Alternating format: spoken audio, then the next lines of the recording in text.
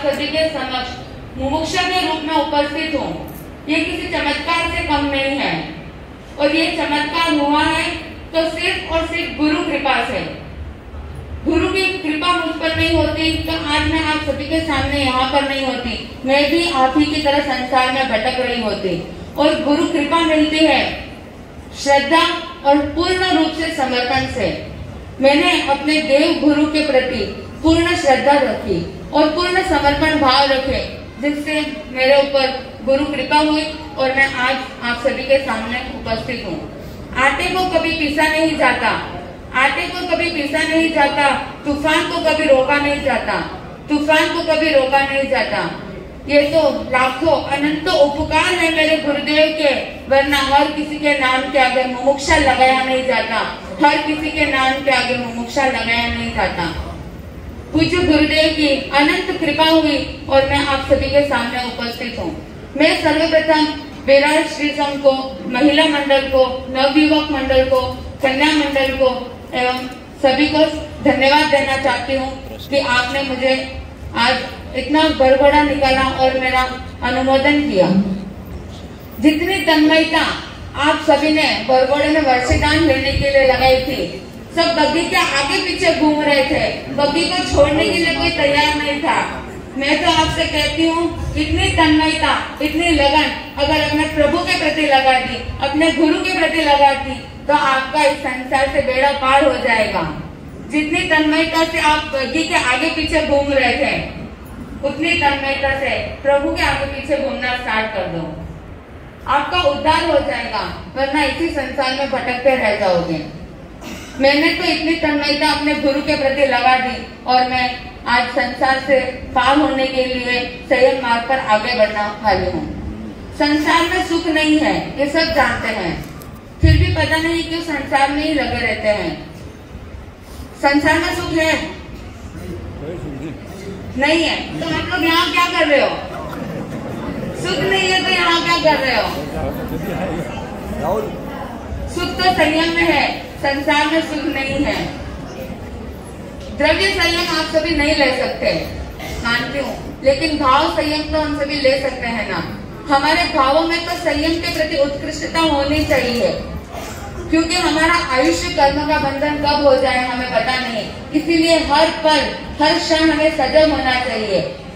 गौतम स्वामी को प्रभुवीर हर समय कहते थे, समयम गोयमम ना कमाए। गौतम स्वामी के पास क्या कम ज्ञान था? 4 ज्ञान के धारक थे, फिर भी उनको प्रभुवीर कहते थे, एक क्षण का भी प्रमाद मत करो। हमारे पास 4 ज्ञान में से 2 ज्ञान भी पूरे नहीं है, फिर भी हम आलस्य प्रमाद में लगे हुए रहते हैं। प्रभुवीर की बात अगर गुरु गौतम स्वामी मान सकते हैं तो हम क्यों नहीं मान सकते? हम सभी प्रभुवीर को मानते हैं। आप सभी मानते हो ना भगवान महावीर स्वामी को? सभी मानते हो, लेकिन उनकी क्यों नहीं मानते? हम सभी प्रभुवीर को तो मानते हैं, लेकिन उनकी नहीं मानते, इसीलिए हम अभी इस संसार में भटक रहे हैं। एक काम करते हैं, भाव संयम का आनंद लेते हैं। आप सभी सारी चिंताओं को छोड़ दो, सब कुछ भूल जाओ, आंखें बंद कर दो, भूल जाओ कि मेरे पास में कोई बैठा है, भूल जाओ कि मैं किसी की माता हूँ, मैं किसी का पिता हूँ, सब कुछ भूल जाओ, सारे रिश्ते नाते सब कुछ भूल जाओ। बस जो मैं बोल रही हूँ आंखें बंद करके उसका आनंद लो। मेरी जैसे दीक्षा के भाव हुए वैसे ही आपके भी दीक्षा के भाव हो रहे हैं। सभी की आंखें बंद, सभी के दीक्षा के भाव हो रहे हैं। बस प्रभुवीर का मार्ग सबको चाहिए, जैसे प्रभुवीर का मार्ग मुझे चाहिए, जैसे मुझे मोक्ष चाहिए वैसे ही आप सभी को भी मोक्ष चाहिए। बस फील करो, आप सभी की आज्ञा होगी, सभी को आज्ञा पत्र मिल गया।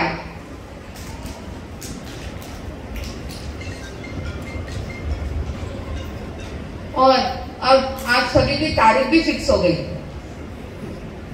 सभी की दीक्षा की तारीख फिक्स हो गई। सबको आनंद आना होगा, आंख बंद रखना और सिर्फ फील करना। सभी की दीक्षा की तारीख फिक्स हो गई। और सभी को जगह जगह बरबड़ी के लिए, स्वागत के लिए, अनुमोदना के लिए बुलाया जा रहा है। मुझे पता है आपको उसमें आनंद नहीं है, क्योंकि बरबड़ा और ये सब तो संघ समाज की सुविधा है। मोक्ष तो खाली, लक्ष्य तो खाली मोक्ष का है, लेकिन फिर भी औपचारिकता के तौर पे आपको सब जगह जाना है, आपको सबको कुछ बात सुनानी है जिससे उनका भी लक्ष्य मोक्ष की ओर बढ़ सके।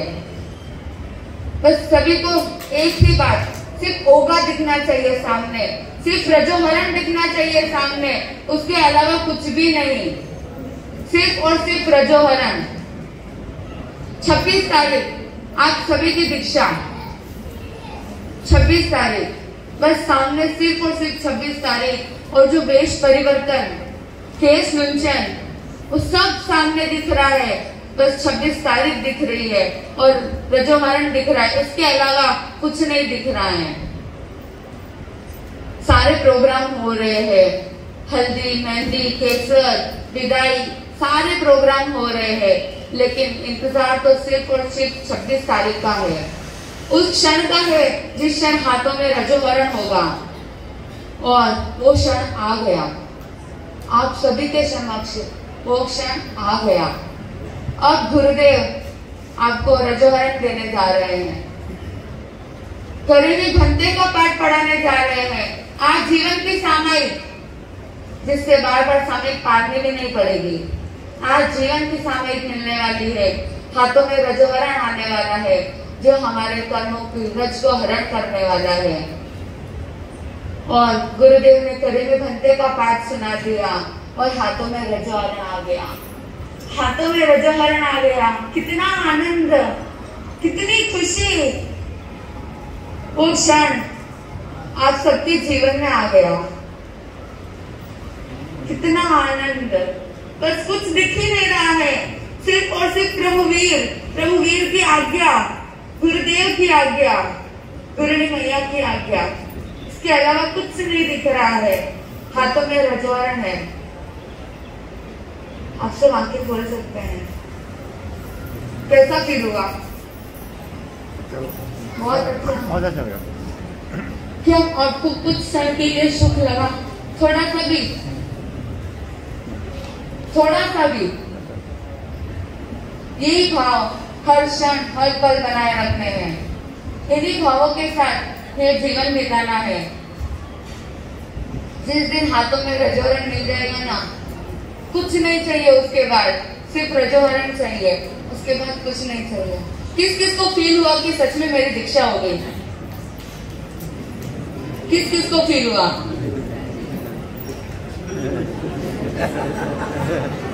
या तो आप सभी ने ध्यान से फील किया ही नहीं, या फिर मैंने बराबर फील नहीं लगाया।